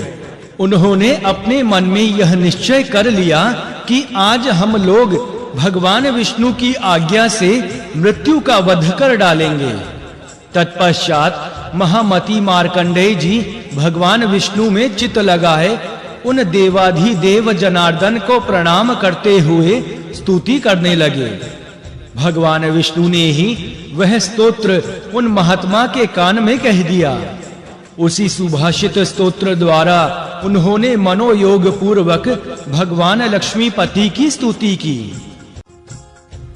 श्री मार्कंडेय जी बोले, जो सहस्त्रों नेत्रों से युक्त इंद्रियों के स्वामी पुरातन पुरुष तथा पद्मनाभ अपनी नाभि से ब्रह्मांडमय कमल को प्रकट करने वाले हैं, उन श्री नारायण देव को मैं प्रणाम करता हूँ। मृत्यु मेरा क्या कर लेगा। मैं अनंत अजन्मा अविकारी गोविंद कमल नयन भगवान श्री केशव की शरण में आ गया हूँ। अब मृत्यु मेरा क्या करेगा। मैं संसार की उत्पत्ति के स्थान भगवान सूर्य के समान प्रकाशमान इंद्रियातीत भगवान वासुदेव सर्वव्यापी देवता भगवान दामोदर की शरण में आ गया हूं। मृत्यु मेरा क्या कर सकेगा? जिनका स्वरूप अव्यक्त है, जो विकारों से रहित हैं, उन शंख चक्रधारी भगवान अधोषज की मैं शरण में आ गया। मृत्यु मेरा क्या कर लेगा? मैं वाराह, वामन, विष्णु, नरसिंह, जनार्दन एवं माधव की शरण में हूं। मृत्यु मेरा क्या कर सकेगा? मैं पवित्र पुष्कर रूप अथवा पुष्कल पूर्ण रूप कल्याण बीज जगत प्रतिपालक एवं लोकनाथ भगवान पुरुषोत्तम की शरण में आ गया हूं। अब मृत्यु मेरा क्या करेगा? जो समस्त भूतों के आत्मा, महात्मा, परमात्मा एवं जगत की योनि उत्पत्ति के स्थान होते हुए भी स्वयं अयोनिज है, उन भगवान विश्वरूप की मैं शरण में आया हूं। मृत्यु मेरा क्या कर सकेगा? जिनके सहस्त्रों मस्तक हैं, जो व्यक्त अव्यक्त स्वरूप है, उन महायोगी सनातन देव की मैं शरण में आया हूं। अब मृत्यु मेरा क्या कर सकेगा? महात्मा मार्कंडेय जी के द्वारा उच्चारित हुए उस स्तोत्र को सुनकर श्री विष्णु दूतों द्वारा पीड़ित हुए मृत्यु देव वहां से भाग चले। इस प्रकार बुद्धिमान मार्कंडेय जी ने मृत्यु पर विजय पाई। सच है, कमल लोचन भगवान नरसिंह के प्रसन्न होने पर कुछ भी दुर्लभ नहीं रह जाता। स्वयं भगवान विष्णु ने ही मार्कंडेय जी के हित के लिए मृत्यु को शांत करने वाले इस परम पावन मंगलमय मृत्युंजय स्तोत्र का उपदेश दिया था, जो नित्य नियम पूर्वक पवित्र भाव से भक्ति युक्त होकर साय, प्रातः और मध्याह्न तीनों समय इस स्तोत्र का पाठ करता है। भगवान अच्युत में चित्त लगाने वाले उस पुरुष का अकाल मरण नहीं होता। योगी मार्कंडेय जी ने अपने हृदय कमल में भगवान सूर्य से भी अधिक प्रकाशमान सनातन पुराण पुरुष आदि देव श्री नारायण का चिंतन करके तत्काल मृत्यु पर विजय प्राप्त कर ली। बोलिए भगवान श्री नारायण की जय। इस प्रकार श्री नरसिंह पुराण में मार्कंडेय की मृत्यु पर विजय नामक 7वां अध्याय संपूर्ण हुआ। जय श्री हरि। 8वां अध्याय मृत्यु और दूतों को समझाते हुए यम का उन्हें वैष्णवों के पास जाने से रोकना। उनके मुख से श्री हरि के नाम की महिमा सुनकर नरकस्थ जीवों का भगवान को नमस्कार करके श्री विष्णु के धाम में जाना। श्री व्यास जी बोले, विष्णु दूतों के द्वारा अत्यंत पीड़ित हुए मृत्यु देव और यमदूत अपने राजा यम के भवन में जाकर बहुत रोने कल्पने लगे। मृत्यु और यमदूत बोले, राजन, आपके आगे हम जो कुछ कह रहे हैं, हमारी इन बातों को आप सुने। हम लोगों ने आपकी आज्ञा के अनुसार यहाँ से जाकर मृत्यु को तो दूर ठहरा दिया और स्वयं भृगु जी के पौत्र ब्राह्मण मार्कंडेय जी के समीप गए। परंतु सत्पुरुष शिरोमणि वह उस समय एकाग्रचित्त होकर किसी देवता का ध्यान कर रहा था। महामते, हम सभी लोग उसके पास तक पहुंचने में भी नहीं समर्थ हो पाए थे कि बहुत से महाकाय पुरुष मूसल से हमें मारने लगे। तब हम लोग तो लौट पड़े, परंतु यह देखकर मृत्युदेव वहां फिर पधारे। तब हमें डांट फटकार कर उन लोगों ने इन्हें भी मूसलों से मारा। प्रभु, इस प्रकार तपस्या में स्थित हुए उस ब्राह्मण को यहाँ तक लाने में मृत्यु सहित हम सब लोग समर्थ ना हो सके। महाभाग, उन ब्राह्मण का जो तप है उसे आप बतलाइए। वह किस देवता का ध्यान कर रहे थे और जिन लोगों ने हमें मारा वे कौन थे? व्यास जी कहते हैं, महामते, मृत्यु तथा समस्त दूतों के इस प्रकार कहने पर महाबुद्धि सूर्य कुमार यम ने क्षण भर ध्यान करके कहा। यम बोले, मृत्यु तथा मेरे अन्य सभी किंकर आज मेरी बात सुने। योग मार्ग समाधि के द्वारा मैंने इस समय जो कुछ जाना है वही सच सच बतला रहा हूं। भृगु जी के पौत्र महाबुद्धिमान महाभाग श्री मार्कंडेय जी आज के दिन अपनी मृत्यु जानकर मृत्यु को जीतने की इच्छा से तपोवन में गए थे। वहां उन बुद्धिमान ने भृगु जी के बतलाए हुए मार्ग के अनुसार भगवान विष्णु की आराधना एवं द्वादक्षर मंत्र का जप करते हुए उत्कृष्ट तपस्या की है। दूतों वे मुनि निरंतर योग युक्त होकर वहां एकाग्र चित्त से अपने हृदय में श्री केशव का ध्यान कर रहे हैं। किंकरो उन महामुनि को भगवान विष्णु के ध्यान की महादीक्षा का ही बल प्राप्त है, क्योंकि जिसका मरण काल प्राप्त हो गया है उसके लिए मैं दूसरा कोई बल नहीं देखता। भक्त वत्सल कमल लोचन भगवान श्री विष्णु के निरंतर हृदयस्थ हो जाने पर उन विष्णु स्वरूप भगवत शरणागत पुरुष की और कौन देख सकता है। वे पुरुष भी जिन्होंने तुम्हें बहुत मारा है भगवान श्री विष्णु के ही दूत हैं। आज से जहां वैष्णव हो वहां तुम लोग ना जाना। उन महात्माओं के द्वारा तुम्हारा मारा जाना आश्चर्य की बात नहीं है। आश्चर्य तो यह है कि उन दयालु महापुरुषों ने तुम्हें जीवित रहने दिया है। भला श्री नारायण के ध्यान में तत्पर हुए उस ब्राह्मण को देखने का भी साहस कौन कर सकता है। तुम महापापियों ने भगवान के प्रिय भक्त मार्कंडेय जी को जो यहाँ लाने का प्रयत्न किया है यह अच्छा नहीं किया। आज से तुम लोग मेरी आज्ञा मानकर उन महात्माओं के पास ना जाना जो महादेव भगवान नरसिंह की उपासना करते हों। श्री व्यास जी कहते हैं, शुकदेव जी, यम ने अपने सामने खड़े हुए मृत्यु देव और दूतों से इस प्रकार कहकर नरक में पड़े हुए पीड़ित मनुष्यों की ओर देखा तथा अत्यंत कृपा एवं विशेषतः श्री विष्णु भक्ति से युक्त होकर नारकीय जीवों पर अनुग्रह करने के लिए जो बातें कही उन्हें तुम सुनो।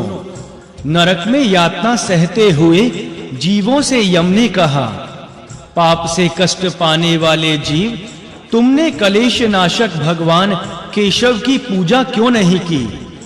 पूजन संबंधी द्रव्यों के ना मिलने पर केवल जल मात्र से भी पूजित होने पर जो भगवान पूजक को अपना लोक तक दे डालते हैं उनकी पूजा तुमने क्यों नहीं की? कमल के समान लोचनों वाले नरसिंह रूपधारी जो भगवान ऋषिकेश स्मरण मात्र से ही मनुष्य को मुक्ति देने वाले हैं उनकी पूजा तुमने क्यों नहीं की? नरक में पड़े हुए जीवों के प्रति यों कहकर श्री विष्णु भक्ति से युक्त भगवान सूर्य नंदन यम ने अपने किंकरों से पुनः कहा, किंकरों, अविनाशी विश्व आत्मा भगवान श्री विष्णु ने नारद जी से जैसा कहा था और अन्य वैष्णवों ने तथा सिद्धों से जैसा सदा ही सुना गया है वह अत्यंत उत्तम भगवद वाक्य मैं प्रसन्न होकर तुम लोगों से शिक्षा के लिए कह रहा हूँ। तुम सभी भगवान के शरणागत होकर सुनो। भगवान कहते हैं, हे कृष्ण कृष्ण कृष्ण, इस प्रकार जो मेरा नित्य स्मरण करता है उसको मैं उसी प्रकार नरक से निकाल देता हूँ जैसे जल को भेद कर कमल बाहर निकल आता है। पुंडरीकाक्ष देवेश्वर नरसिंह त्रिविक्रम, मैं आपकी शरण में पड़ा हूँ। यूं जो कहता है उसका मैं उद्धार कर देता हूँ। देवाधिदेव जनार्दन, मैं आपकी शरण में आ गया हूँ। इस प्रकार जो मेरा शरणागत होता है उसे मैं कलेश से मुक्त कर देता हूँ। व्यास जी कहते हैं, वत्स, यमराज के कहे हुए इस भगवद वाक्य को सुनकर नरक में पड़े हुए जीव कृष्ण कृष्ण नृसिंह इत्यादि भगवान नामों का जोर से उच्चारण करने लगे। नारकीय जीव वहां ज्यों-ज्यों भगवान नाम का कीर्तन करते थे, त्यों ही त्यों भगवद भक्ति से युक्त हो जाते थे। इस प्रकार भक्ति भाव से पूर्ण हो जाने पर वे इस प्रकार कहने लगे। नरकस्थ जीव बोले, ओम, जिनका नाम कीर्तन करने से नरक की ज्वाला तत्काल शांत हो जाती है, उन महात्मा भगवान केशव को नमस्कार है। जो यज्ञों के ईश्वर, आदि मूर्ति, शांत स्वरूप और संसार के स्वामी हैं, उन भक्त प्रिय विश्व पालक भगवान विष्णु को नमस्कार है। अनंत अप्रमेय नृसिंह स्वरूप शंख चक्र गदा धारण करने वाले लोक गुरु आप श्री नारायण को नमस्कार है। वेदों के प्रिय महान एवं विशिष्ट गति वाले भगवान को नमस्कार है। तर्क के अविषय वेद स्वरूप पृथ्वी को धारण करने वाले भगवान वाराह को प्रणाम है। ब्राह्मण कुल में अवतीर्ण वेद वेदांगों के ज्ञाता और अनेक विषयों का ज्ञान रखने वाले कांतिमान भगवान वामन को नमस्कार है। बलि को बांधने वाले वेद के पालक, देवताओं के स्वामी, व्यापक परमात्मा आप वामन रूपधारी भगवान विष्णु को प्रणाम है। शुद्ध द्रव्यमय शुद्ध स्वरूप भगवान चतुर्भुज को नमस्कार है। दुष्ट क्षत्रियों का अंत करने वाले जमदग्नि नंदन भगवान परशुराम को प्रणाम है। रावण का वध करने वाले आप महात्मा श्री राम को नमस्कार है। हे गोविंद, आपको बारंबार प्रणाम है। आप इस दुर्गंध पूर्ण नरक से हमारा उद्धार करें। व्यास जी कहते हैं, शुकदेव जी, इस प्रकार नरक में पड़े हुए जीवों ने जब भक्ति पूर्वक भगवान विष्णु का कीर्तन किया, तब उन महात्माओं की नरक पीड़ा तत्काल दूर हो गई। वे सभी अपने अंगों में दिव्य गंध का अनुलेपन लगाए, दिव्य वस्त्र और भूषणों से विभूषित हो श्री कृष्ण स्वरूप हो गए। फिर भगवान विष्णु के किंकर यमदूतों की भर्त्सना करके उन्हें दिव्य विमानों पर बैठाकर श्री विष्णु धाम को ले गए। विष्णु दूतों द्वारा सभी नरकस्थ जीवों के विष्णु लोक में ले जाए जाने पर यमराज ने पुनः भगवान श्री विष्णु को प्रणाम किया, जिनके नाम कीर्तन से नरक में पड़े हुए जीव विष्णु धाम को चले गए। उन गुरुदेव श्री नरसिंह भगवान को मैं प्रणाम करता हूँ। उन अमित तेजस्वी भगवान नरसिंह स्वरूप भगवान विष्णु को जो प्रणाम करते हैं, उन्हें भी मेरा बारंबार प्रणाम है। उग्र नरकाग्नि को शांत और सभी यंत्र आदि को विपरीत दशा में पड़े देखकर यमराज ने स्वयं ही पुनः अपने दूतों को शिक्षा देने के लिए मन में विचार किया। इस प्रकार श्री नरसिंह पुराण में यम गीता नामक 8वां अध्याय संपूर्ण हुआ। जय श्री हरि। 9वां अध्याय यमाष्टक, यमराज का अपने दूत के प्रति उपदेश। श्री व्यास जी बोले, अपने किंकर को हाथ में पाश लिए कहीं जाने को उद्गत देखकर यमराज उसके कान में कहते हैं, दूत, तुम भगवान मधुसूदन की शरण में गए हुए प्राणियों को छोड़ देना, क्योंकि मेरी प्रभुता दूसरे मनुष्यों पर ही चलती है, वैष्णवों पर मेरा प्रभुत्व नहीं है। देव पूजित भगवान ब्रह्मा जी ने मुझे यम कहकर लोगों के पुण्य पाप का विचार करने के लिए नियुक्त किया है। जो भगवान विष्णु और गुरु से विमुख हैं, मैं उन्हीं मनुष्यों का शासन करता हूँ। जो श्री हरि के चरणों में शीश झुकाने वाले हैं, उन्हें तो मैं स्वयं ही प्रणाम करता हूँ। भगवद भक्तों के चिंतन एवं स्मरण में अपना मन लगाकर मैं भी भगवान वासुदेव से अपनी सुगति चाहता हूँ। मैं मधुसूदन के वश में हूँ, स्वतंत्र नहीं हूँ। भगवान विष्णु मेरा भी नियंत्रण करने में समर्थ हैं। जो भगवान से विमुख है उसे कभी सिद्धि मुक्ति प्राप्त नहीं हो सकती। विष अमृत हो जाए ऐसा कभी संभव नहीं है। लोहा सैकड़ों वर्षों तक आग में तपाया जाए तो भी कभी सोना नहीं हो सकता। चंद्रमा की कलंकित कांति कभी निष्कलंक नहीं हो सकती। वह कभी सूर्य के समान प्रकाशमान नहीं हो सकता। परंतु जो अनन्य चित्त होकर भगवान विष्णु के चिंतन में लगा है, वह मनुष्य अपने शरीर से अत्यंत मलिन होने पर भी बड़ी शोभा पाता है। महान लोक तत्व का अच्छी तरह विचार करने पर भी यही निश्चित होता है कि भगवान की उपासना के बिना सिद्धि नहीं प्राप्त हो सकती। इसके लिए देव गुरु भगवान बृहस्पति के ऊपर सुदृढ़ अनुकंपा करने वाले भगवद चरणों का तुम लोग मोक्ष के लिए स्मरण करते रहो।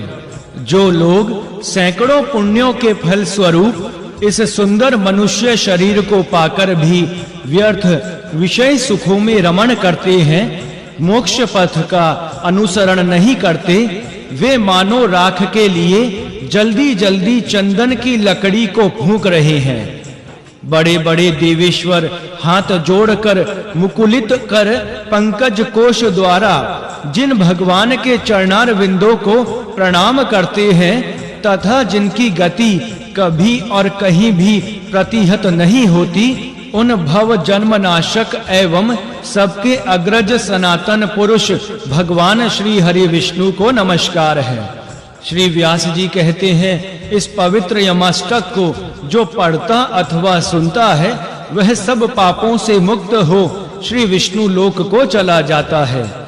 भगवान विष्णु की भक्ति को बढ़ाने वाला यमराज का यह उत्तम वचन मैंने इस समय तुमसे कहा है।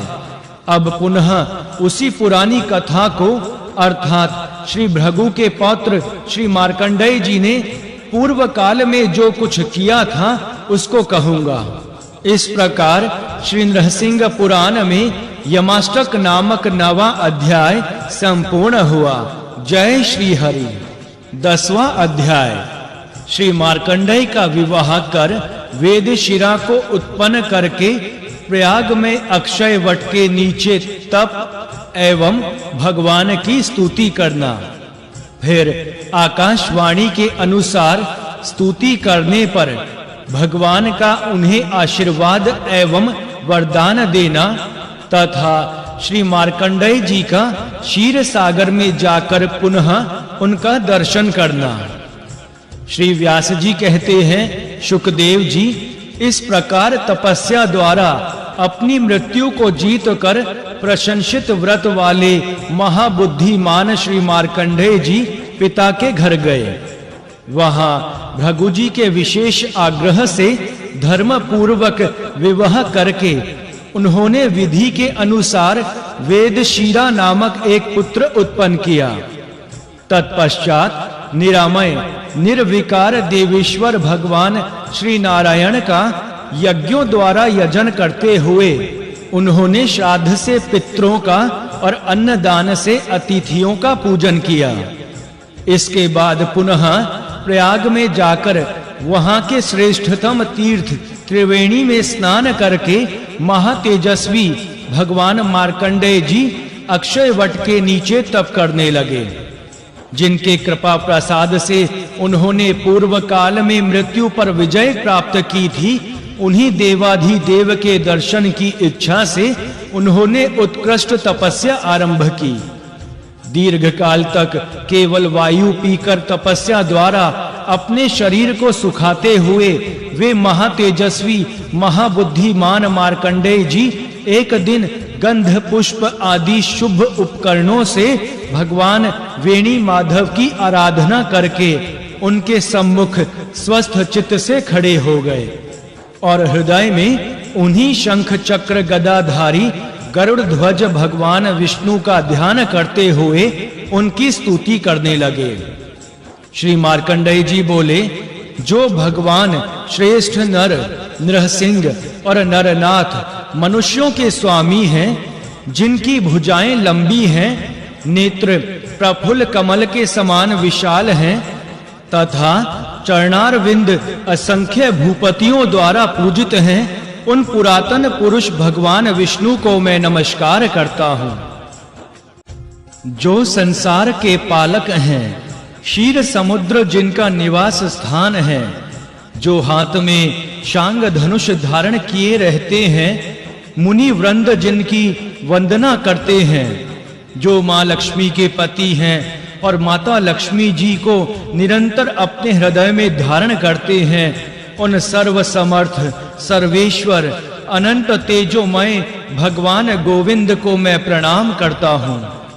जो अजन्मा सबके वर्णीय जन समुदाय के दुखों का नाश करने वाले गुरु पुराण पुरुषोत्तम एवं सबके स्वामी हैं, सहस्त्रों सूर्य के समान जिनकी कांति है तथा जो अच्युत स्वरूप है, उन आदि माधव भगवान विष्णु को मैं भक्ति भाव से प्रणाम करता हूँ। जो पुण्य आत्मा भक्तों के ही समक्ष सगुण साकार रूप से प्रकट होते हैं, सबकी परम गति हैं, भूमि लोक और प्रजाओं के पति हैं, पर अर्थात कारणों के भी कारण हैं तथा तीनों लोकों के कर्मों के साक्षी हैं, उन भगवान विष्णु को मैं नमस्कार करता हूँ। जो अनादि विधाता भगवान पूर्व काल में क्षीर समुद्र के भीतर अनंत नामक शेष नाग के शरीर रूपी शैया पर सोए थे, क्षीर सिंधु की तरंगों के जल कणों से अभिषिक्त होने वाले उन लक्ष्मी निवास भगवान केशव को मैं प्रणाम करता हूँ। जिन्होंने नरसिंह स्वरूप धारण किया है, जो महान देवता हैं, मुर दैत्य के शत्रु हैं, मधु तथा कैठब नामक दैत्यों का अंत करने वाले हैं और समस्त लोकों की पीड़ा दूर करने वाले हैं, एवं हिरण्य गर्भ हैं, उन भगवान विष्णु को मैं सदा नमस्कार करता हूँ। जो अनंत अव्यक्त इंद्रियातीत सर्वव्यापी और अपने विभिन्न रूपों में स्वयं ही प्रतिष्ठित होते हैं तथा योगेश्वर गण जिनके चरणों में सदा ही मस्तक झुकाते हैं, उन भगवान जनार्दन को मैं भक्ति पूर्वक निरंतर प्रणाम करता हूँ।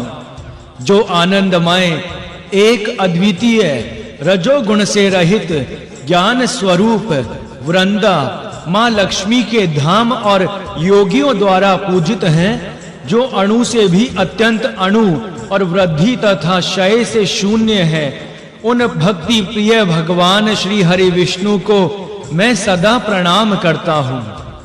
श्री व्यास जी कहते हैं, वत्स, इस प्रकार स्तुति समाप्त होने पर उस तीर्थ में तपस्या करने वाले उन महाभाग श्री मार्कंडेय जी से आकाशवाणी ने कहा। आकाशवाणी बोली, ब्राह्मण, क्यों कलेश उठा रहे हो? तुम्हें जो भगवान माधव का दर्शन नहीं हो रहा है, वह तभी तक जब तक तुम समस्त तीर्थों में स्नान नहीं कर लेते। उसके यूं कहने पर महामती मार्कंडेय जी ने समस्त तीर्थों में स्नान किया, परंतु जब फिर भी दर्शन नहीं हुआ, तब उन्होंने आकाशवाणी को लक्ष्य करके कहा। वे बोले, जो कार्य करने से समस्त तीर्थों में स्नान करना सफल होता है अथवा समस्त तीर्थों में स्नान का फल मिल जाता है, वह कार्य मुझे प्रसन्न होकर आप बतलाइए। आप जो भी हो, आपको नमस्कार है।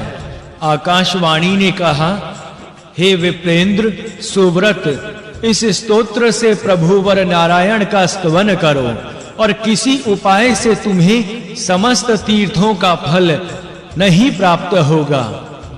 मार्कंडेय जी बोले, भगवान, जिसका जप करने से तीर्थ स्नान का संपूर्ण फल प्राप्त हो जाता है, वह तीर्थ फल दायक स्तोत्र कौन सा है, उसे ही मुझे बताइए।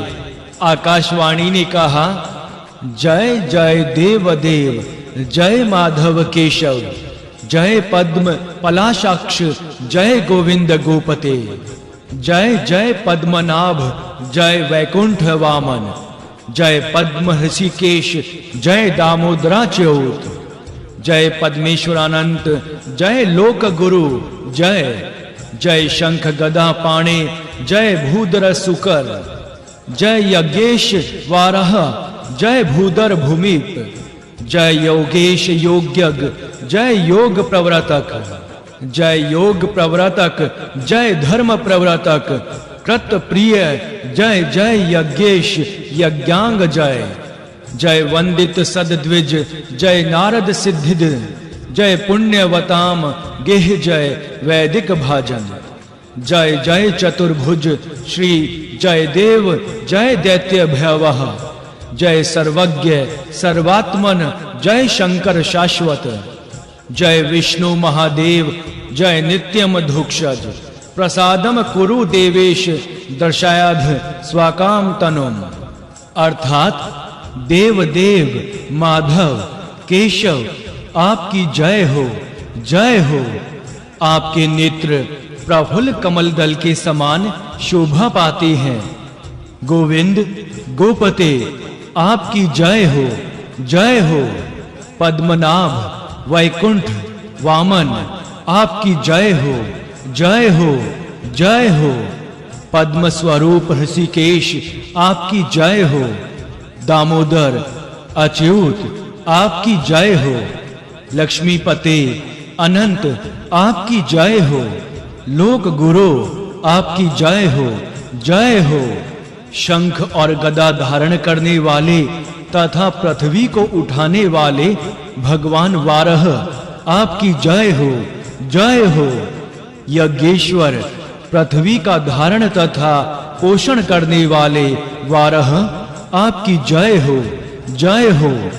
योग के ईश्वर ज्ञाता और प्रवर्तक आपकी जय हो, जय हो। योग और धर्म के प्रवर्तक आपकी जय हो, जय हो। कर्म प्रिय यज्ञेश्वर यज्ञांक आपकी जय हो, जय हो, जय हो। उत्तम ब्राह्मणों की वंदना करने उन्हें सम्मान देने वाले देवता आपकी जय हो। और नारद जी को सिद्धि देने वाले परमेश्वर आपकी जय हो। पुण्यवानों के आश्रय वैदिक वाणी के चरम तात्पर्य भूत एवं वेदोक्त कर्मों के परम आश्रय हे नारायण आपकी जय हो, जय हो। हे चतुर्भुज आपकी जय हो। दैत्यों को भय देने वाले श्री जयदेव आपकी जय हो, जय हो। हे सर्वज्ञ सर्वात्मन आपकी जय हो। हे सनातन देव, हे कल्याणकारी भगवान आपकी जय हो, जय हो। महादेव हे विष्णु अधोषज देवेश्वर आप मुझ पर प्रसन्न होइए और आज मुझे अपने स्वरूप का प्रत्यक्ष दर्शन कराइए। श्री व्यास जी कहते हैं, हे शुकदेव, आकाशवाणी के कथनानुसार जब बुद्धिमान मार्कंडेय जी ने इस प्रकार भगवान नामों का कीर्तन किया, तब पीतांबरधारी भगवान जनार्दन वहां प्रकट हो गए। वे सनातन भगवान विष्णु हाथों में शंख चक्र और गदा लिए समस्त आभूषणों से भूषित हो अपने तेज से संपूर्ण दिशाओं को प्रकाशित कर रहे थे। श्री भृगुवंश को आनंदित करने वाले श्री मार्कंडेय जी ने भगवान को, जिनका दर्शन चिरकाल से प्रार्थित था, सहसा सामने प्रकट हुआ देख भक्ति विवश हो भूमि पर मस्तक रखकर प्रणाम किया। भूमि पर गिर गिर कर बारंबार साष्टांग प्रणाम करके खड़े हो महामना मार्कंडेय जी दोनों हाथ जोड़ सामने उपस्थित हुए भगवान की इस प्रकार स्तुति करने लगे। श्री मार्कंडेय जी कहते हैं, हे महामना, महाकाय, महामते, महादेव, महायशस्वी देवादि देव आपको नमस्कार है। भगवान ब्रह्मा, इंद्र, चंद्रमा तथा रुद्र निरंतर आपके युगल चरणार विंदों की अर्चना करते हैं। आपके हाथों में शोभाशाली कमल सुशोभित होता है। आपने दैत्यों के शरीरों को मसल डाला है।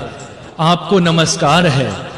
आप अनंत नाम से विख्यात शेष नाग के शरीर की शैया को अपने संपूर्ण अंग समर्पित कर देते हैं और उसी पर शयन करते हैं। सनक सनंदन और सनत कुमार आदि योगी जन अपने नेत्रों की दृष्टि को नासिका के अग्रभाग पर सुस्थिर करके नित्य निरंतर जिस मोक्ष तत्व का चिंतन करते हैं वह आप ही हैं। गंधर्व, विद्याधर, यक्ष, किन्नर और किम पुरुष प्रतिदिन आपके ही दिव्य सुयश का गान करते रहते हैं।